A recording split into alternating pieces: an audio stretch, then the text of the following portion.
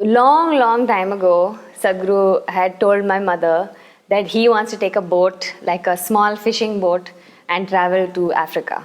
Because there are fishing boats that used to make that trip, and there are catamarans that do these things. He wanted to travel for 6 months. So being in the ocean, being out in this expanse of water is definitely something that I thought he would be, excited, and he would be able to enjoy and not just be focused on event after event, interview after interview. How wrong I was about those 2.5 days.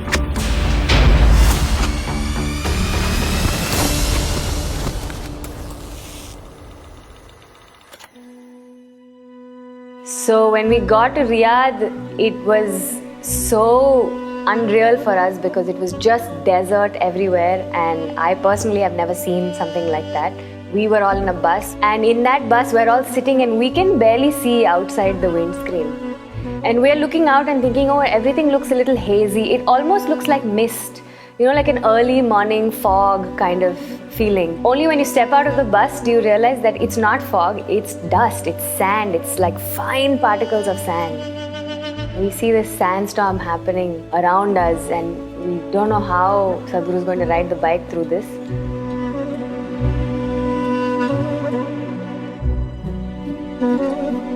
I don't think any of us really considered what all he was breathing in, what all he was swallowing when he's riding the motorcycle. And I think really I only realized that when we got on the boat. So we took a boat from Oman to Jamnagar, and that was what I thought at least would be like a 3-day break for him, or a 2.5-day break for him. So we get on the boat and we're there for some time. We meet the whole crew, the captain, everybody. That first day we were all okay, and then the second day in the morning when we saw him, he was not looking so well, and I asked him, have you slept and all of that. He said, I'm fine, and then he started coughing. And when he spat it out, it was like balls of sand and mud in the phlegm, like not just little bit, some dust in the phlegm. It wasn't like that. You could see like particles of sand and mud that was coming out of his lungs. I never even knew that much sand can go into somebody's lungs and that it can come out like this. Seeing him cough up these, balls of mud, I don't know, has something happened to his lungs? Is it, is it like a serious thing? Do we need to get a doctor to look at his lungs? Like, what is the situation? I don't even know. All I know is he's coughing, he's losing his voice. He's not able to speak for more than a few minutes at a time, and even when he speaks kind of softly. And then we're trying to check, are you okay? Can we get you some medicine? Can we do something? He says, no, I'm fine. He's asking me, are you okay? I'm okay, you leave this, you go check, make sure everybody else has eaten, make sure everybody else is okay. And I'm looking at him, he's so weak, and he's sitting down, he's not able to stand up comfortably. It was unreal kind of to see him in that state.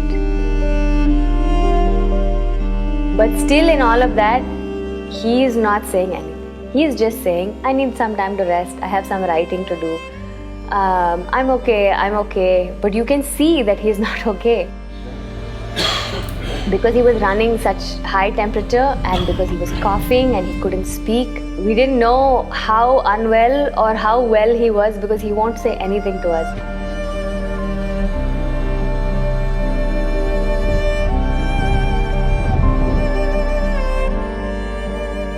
I realized that he had a very high temperature. Every time he coughs up, if we give him a tissue or something, there's particles of sand in the tissue.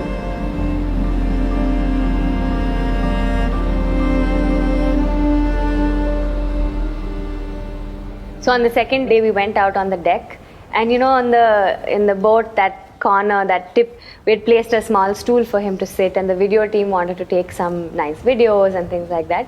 So he went there and he sat, and he was sitting on a stool, and he was there for some time.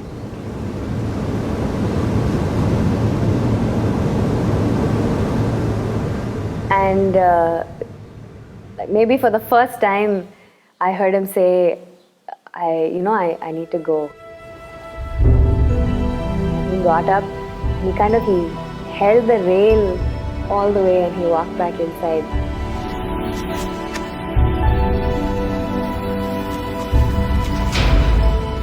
and he went to his room.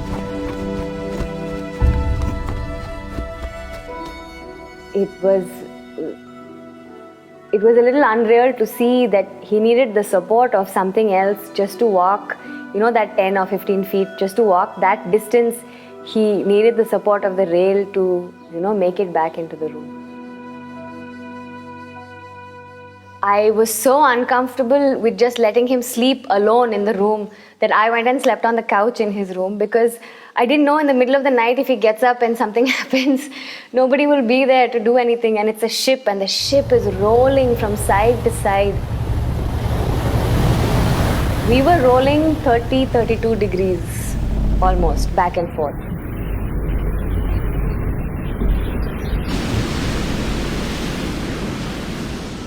It was a rough journey for all of us, but for him particularly, because he was already unwell and you can't really rest because your body is constantly in motion. And he would cough and we'd say, "Are you okay? Would you need this?" He's, "No, I'm fine." And he'll take a minute and then he will continue doing whatever he needed to do. It was very difficult to see.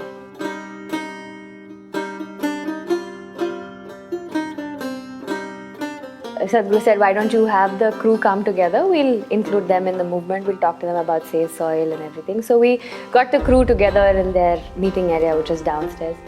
And he sat and he started talking about Save Soil, and he just started to lose his voice.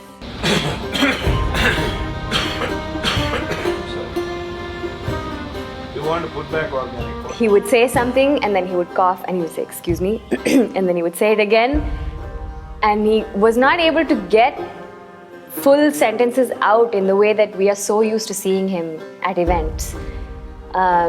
Because he was coughing, he lost his voice. It was difficult to see. So after he spoke for some time, then he said, "Why don't you play the video first, then we'll speak again."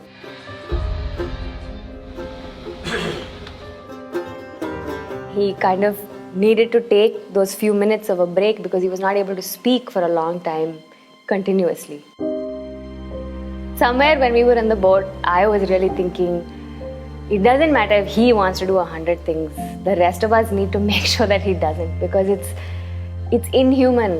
It's not superhuman. It's inhuman, the kind of conditions that he was going through. We reached the port in Jamnagar and he just stepped off the boat and he just went into the crowd, he spoke there, and when he coughs, he apologizes, "I'm sorry, I'm just a little..." And he speaks. Then I thought from there we're going straight to wherever we were supposed to stay. And there was a naval event after that. He spoke there. There also, when he's speaking, you can hear, his voice is not the way it sounds. Usually it's very rough and he's and then he'll speak again, or he'll cough and he'll say, "Excuse me, I'm very sorry." Almost apologetic that he's not well, without actually saying that he's not well. From there we went and they had a big welcome. It was a long event for another 1 hour, 1.5 hours. He's speaking continuously. You got to make this happen.